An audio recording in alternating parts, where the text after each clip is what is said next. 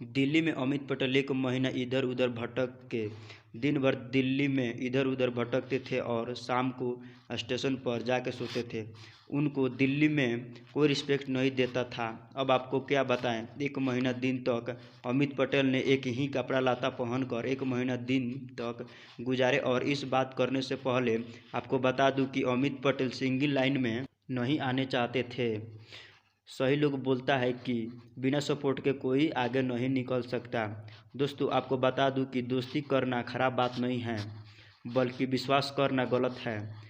विश्वास करो जितना काम चल जाए। यह सब बात इसलिए बोल रहा हूं कि अमित पटेल के आगे बढ़ने में सबसे ज़्यादा दिवाकर मिश्रा का हाथ है, क्योंकि अमित पटेल के पास पैसा नहीं था। अमित पटेल के राइटर दिवाकर मिश्रा, आपको पता ही होगा कि अमित पटेल के राइटर दिवाकर मिश्रा हैं। अभी से नहीं, बहुत पहले से साथ देते आ रहे हैं।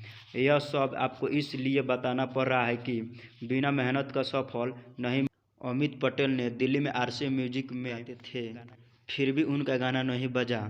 अमित पटेल को मालूम नहीं था कि हमारे ही आसपास एक स्टूडियो है, वह लवली वीडियो है, जो अभी के तत्कालीन में अमित पटेल के गाना चढ़ता है।